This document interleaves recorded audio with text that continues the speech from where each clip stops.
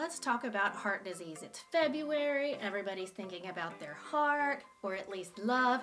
Hey, for those of you who worry sometimes when I don't wear my wedding ring, it's not because my love life is in jeopardy. It's because I'm forgetful. So, worry not, all is good in my household. So, back to heart disease.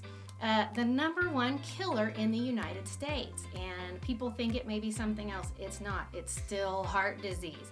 And what is heart disease? That is where the arteries around the heart, where the coronary arteries are restricted, which means restricted blood flow.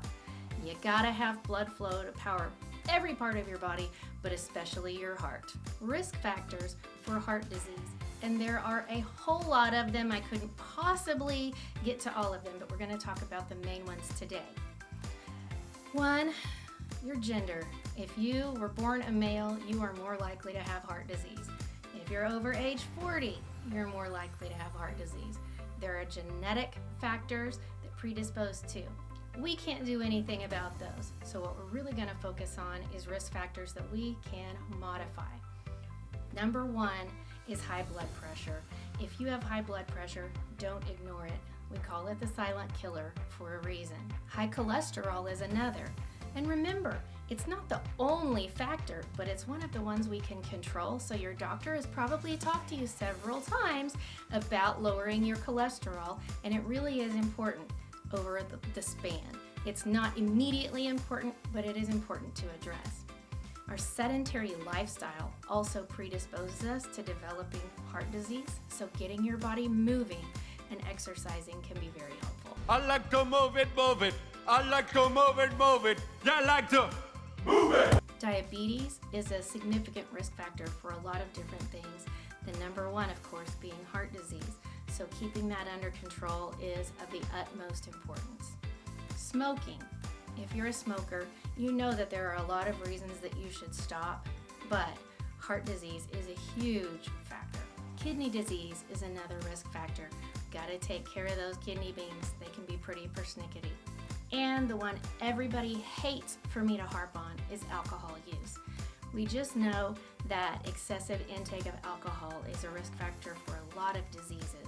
And we have to focus on heart disease because, as we know now, it's still the number one killer in the United States. So if you're a man and you drink more than 14 drinks of alcohol per week, or if you're a woman, sorry ladies, it's 7 drinks or more per week that put you at risk for heart disease. So what if you are somebody who has diabetes, high blood pressure and cholesterol, with a long family history of heart attacks, and you love to smoke and drink? Well, I have good news for you, because it's never too late to start making yourself healthier and investing in a decrease in heart disease. If you do smoke, quit. Talk to your doctor about the different tools that we have. We actually have some medicines that can be pretty helpful. Or call 1-800-QUIT-NOW. It's a free hotline, and they have counselors who can assist you. Get an accountability partner who can help you by taking you to task if you mess up. If you drink excessively, try to limit your alcohol intake. Same as with smoking. Find someone who can help you get through that, someone maybe who has quit before, and get yourself more healthy. If you don't exercise, start exercising. This is actually one of the main things that we can do. There was a study that came out a couple of years ago that says even people who are overweight, who still have all these other health conditions, they live longer if they exercise.